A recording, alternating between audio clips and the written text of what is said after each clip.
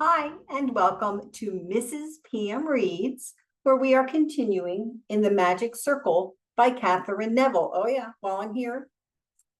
If you haven't subscribed, you want to go ahead and subscribe, click that bell tab, and you'll get a notification every time a new video is posted. You won't miss anything. All right, so our last video, Wolfgang is still kind of out of the picture. Dacian says he's going to meet them somewhere. I don't remember where. And so Dacian and Ariel are continuing with their conversation about the past and the papers and the manuscript, etc. Dacian surmises that because Ariel has such a big fat satchel, that she's got the manuscript with her, and because she knows so much, which isn't much, but even the little bit that she does know, he thinks she must have heard it from Sam, which means Sam is still alive. And that is where we left off. All right. I was a mess. I bet she was. A real mess. I felt truly ill. How could I have been so naive as to imagine that an innocent girl nuke like me, with no training in espionage, could save these dangerous manuscripts and protect Sam too, when the first two people who saw me had figured out at once what I was toting in my bag? I tried to mask my churning emotions as the waiter arrived to reckon our bill. God knows how I managed to crawl from the booth, yank my coat on, and navigate the length of the restaurant. Dacian Bassarides followed without a word. Out of the middle of the Haringasa, I hung on to my lethal shoulder bag in a white-knuckled grip. My dear, your fears are almost palpable, Dacian said. But fear is a necessary and healthy thing. It sharpens our awareness. It isn't something to be suppressed. You don't understand, I interrupted with urgency. If you and Wolfgang guessed that I have these papers, maybe others have figured it out too. Sam's in terrible danger. Oh, now she's confirmed it. People have tried to kill him, but I don't even know what these manuscripts are, much less how to protect them. I don't know who to trust. The answer is plain, Dacian said. He calmly removed my hand from my bag and tucked it beneath his arm. You must trust the one person who does know what they are and who can advise you, for the moment anyway, what to do with them, which is, in both cases, of course, happens to be me. Furthermore, since our friend Herr Hauser believes you have these papers, it would be a mistake to arouse his suspicions by pretending you haven't. You must take him into your confidence, at least so far as what he's already guessed. A gesture which may prove expedient in other ways as well. But he's waiting for us not far from here. So let's join him. I have something I want to show you both. I tried to calm down as Dacian, still cradling my hand, led me through narrow streets to where the Graben dovetailed into the Kartnerstrasse, another avenue of fashionable shops, and the Stephansplatz fanned out to display the gaudy jewel at its center, St. Stephen's, the gold-tiled, multiple-spired cathedral that forms the heart of the circle of Vienna.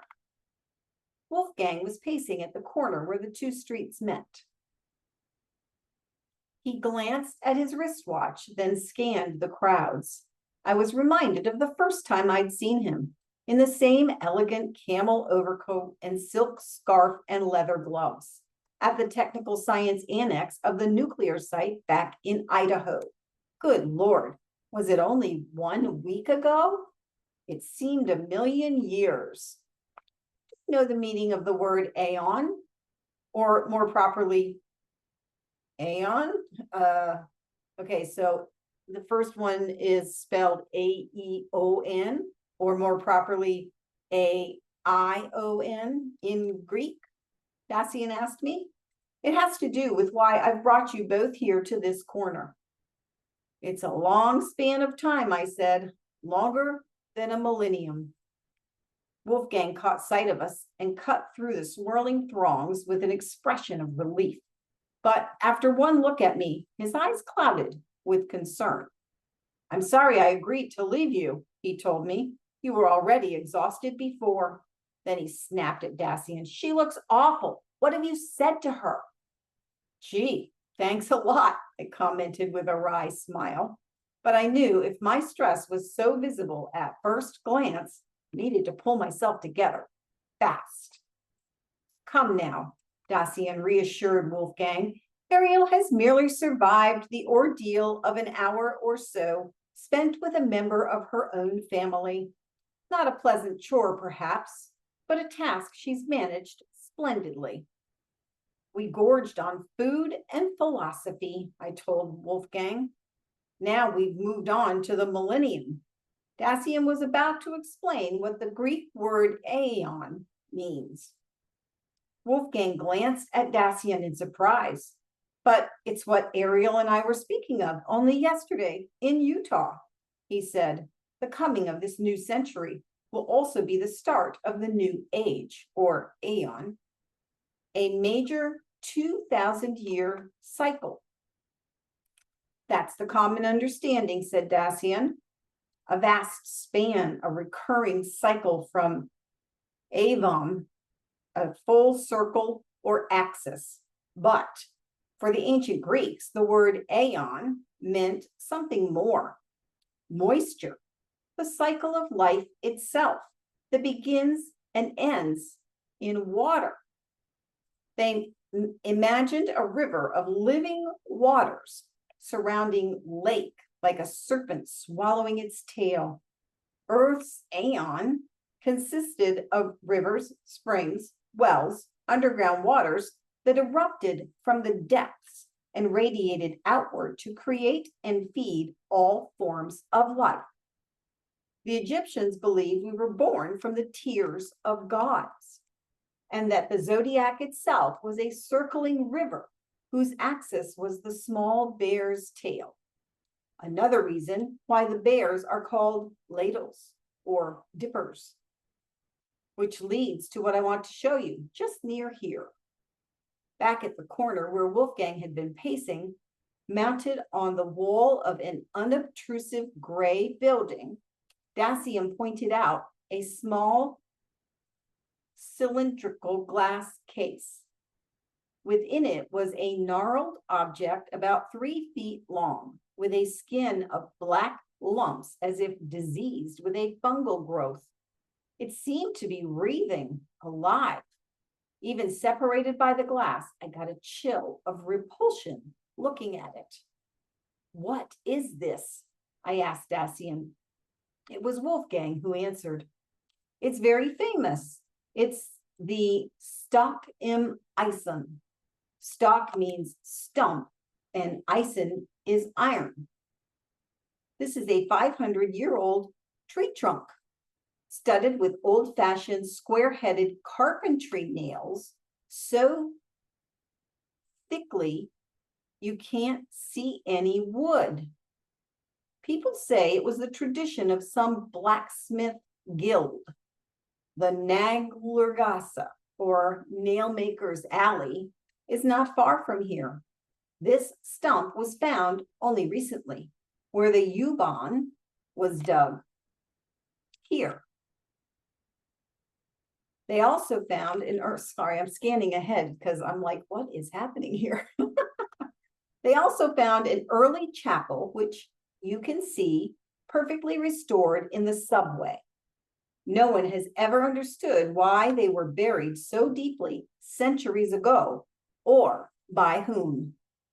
Almost no one, said Dacian with a mysterious smile.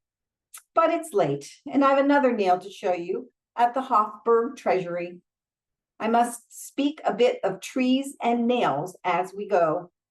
We set off on foot down the broad Kartnerstrasse with tourists swirling around us in the late afternoon light. In many cultures, Dacian began, the nail was thought to possess a sacred binding property, bringing together contrasting realms like fire and water, spirit and matter. Since the tree was often regarded in an ancient text as the world axis, channeling energy from heaven to earth, the nail was called the hinge or pivot of God, anchoring that energy. Indeed, in Hebrew, God's name itself has a nail in it. The four-letter word Yahweh is spelled YOD-HE-VAU-HE,